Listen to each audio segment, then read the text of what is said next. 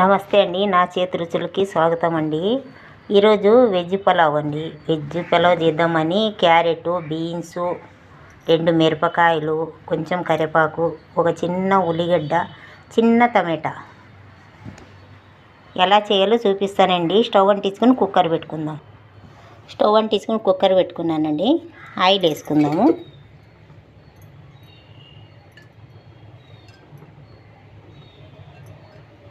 ఒక్కరికేనండి ఇది, ఎంతమంది లేరు మా ఇంట్లోనే. ఆయిల్ వేడి చేద్దాము.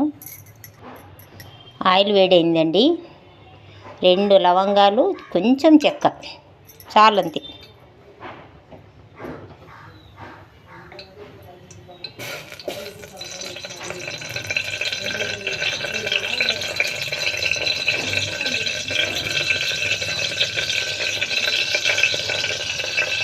ఇవి వేద్దామండి. ఇంకా క్యారెట్, బీన్స్, టమాటా ఇవి వేద్దాము.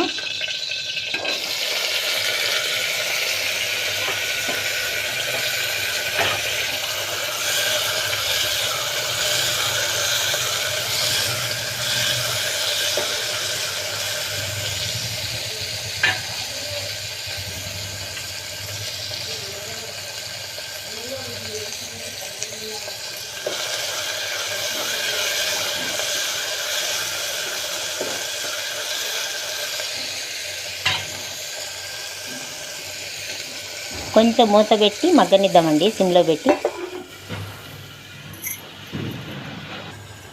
మూత తెరిచి చూద్దామండి.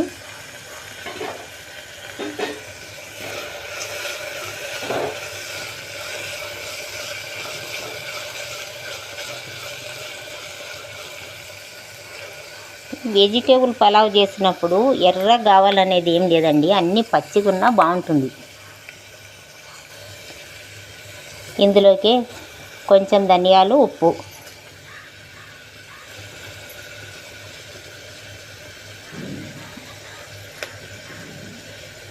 అల్లము ఎల్లిపాయల పేస్ట్ అండి.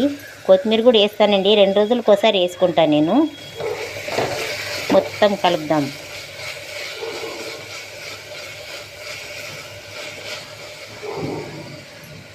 కాయగూరలు అన్నంలో ఉడకాలండి. అన్నం బియ్యం వేసాం కదా మనము, దాంట్లో ఉడకాల, బాగుంటుంది టేస్ట్. నేను ఈ గ్లాస్తో 1.5 గ్లాస్ వేసినానండి బియ్యము. కడిగి పెట్టుకున్నా. నీళ్ళు కొలతండి, గిన్నెలో తీసి పెట్టుకున్నా. ఇలా పచ్చిగానే ఉండాలండి, దోరగా ఉండాలి. ఏదైనా కానీ ఎర్ర మగ్గ రాదు.